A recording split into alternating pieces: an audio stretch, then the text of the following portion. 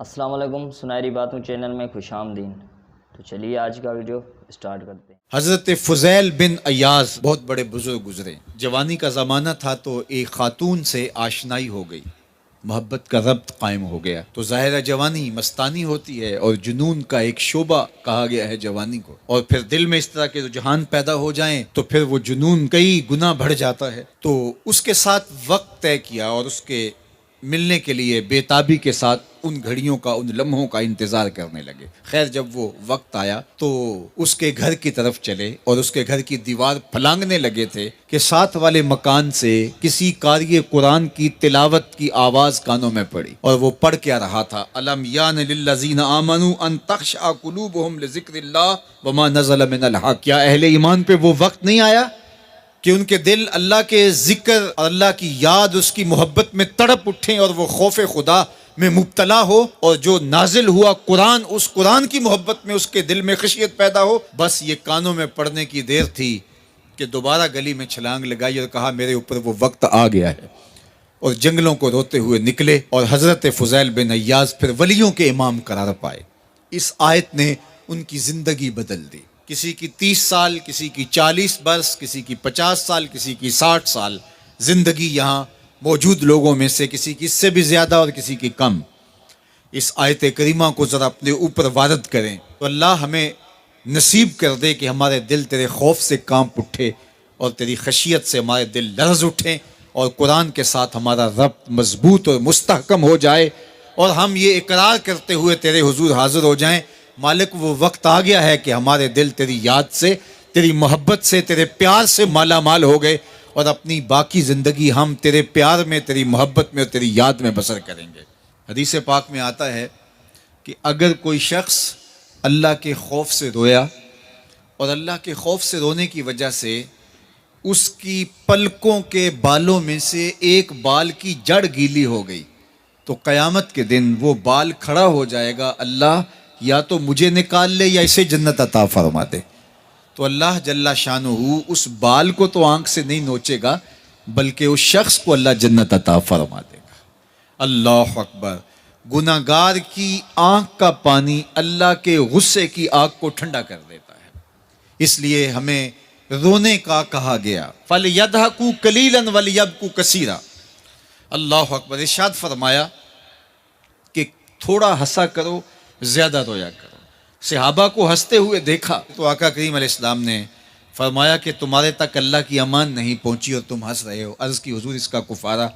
تو فرمایا اس کا کفارہ یہ ہے کہ جتنا ہنسے ہو اتنا ہی تمہیں رونا پڑے گا۔ میں اور آپ ذرا اپنی زندگی پر غور و تدبر کریں، ہماری زندگی میں ہنسنا زیادہ ہے یا رونا زیادہ ہے؟ سویر سے لے کر شام تک کہے زیادہ ہیں، ٹھٹھے زیادہ ہیں، مذاق زیادہ ہیں، لطیفے زیادہ ہیں، یا عبرتیں زیادہ ہیں؟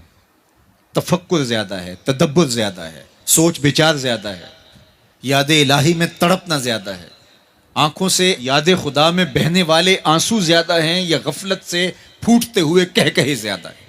مجھے اور آپ کو اپنی زندگی کا ضرور محاسبہ کرنا چاہیے۔ ٹھٹھوں سے، مذاق سے ہماری مجلسیں بھرپور ہوتی ہیں۔ ہم دن میں جتنا ہنستے ہیں، کیا اس کا 10واں حصہ بھی ہم تنہائی میں بیٹھ کے اللہ کی یاد میں روتے ہیں؟ اگر ایسا ہے تو مبارک ہو، اور اگر ایسا نہیں ہے تو اللہ سے آنسو مانگو، اللہ سے درد مانگو، اس کی یاد میں رونا مانگو، اس کے ذکر میں تڑپنا مانگو، اس کی محبت میں بے تابیاں مانگو، آنسو مانگو، سسکیاں مانگو، تڑپنے پھڑکنے کی توفیق دے، دل مرتضیٰ سوز صدیق دے۔ اس کے حضور عرض کرو کہ مالک ہمیں تڑپ دے، ہمیں سوز و گداز دے، ہمیں کیف و سرور کی دنیا نصیب فرما دے، ہماری آنکھوں کو آنسوؤں کا جمال عطا کر دے۔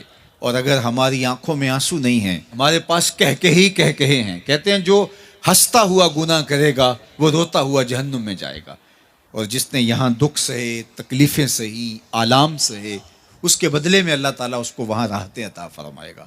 فرمایا کہ مومن کے پاؤں میں کانٹا بھی چبھے تو اللہ جل شانہ اس کا صلہ بھی اس کو قیامت کے دن عطا فرمائے گا۔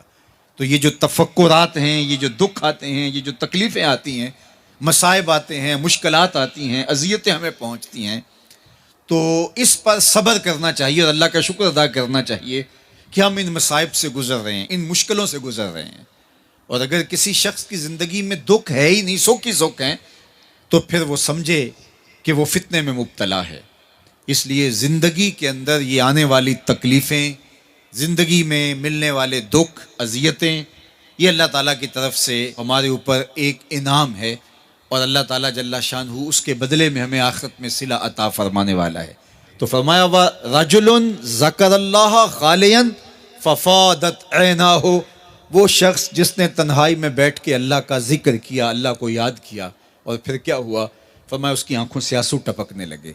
تو میرے اور آپ کے آقا و مولا نے فرمایا قیامت کے دن جب کوئی سایہ نہیں ہوگا، یاد الہی میں رونے والے کو اللہ اپنے عرش کا ٹھنڈا سایہ عطا فرما دے گا۔ تو یہ رونا بہت بڑی دولت ہے، یہ بہت بڑی سعادت ہے۔ امید کرتے ہیں کہ آج کی ویڈیو آپ کو پسند آئی ہوگی۔ ویڈیو کو لائک کیجیے گا، زیادہ سے زیادہ شیئر کیجیے گا، اور چینل کو سبسکرائب کیجیے گا۔ ملیں گے نیکسٹ ویڈیو میں، تب تک کے لیے اللہ حافظ۔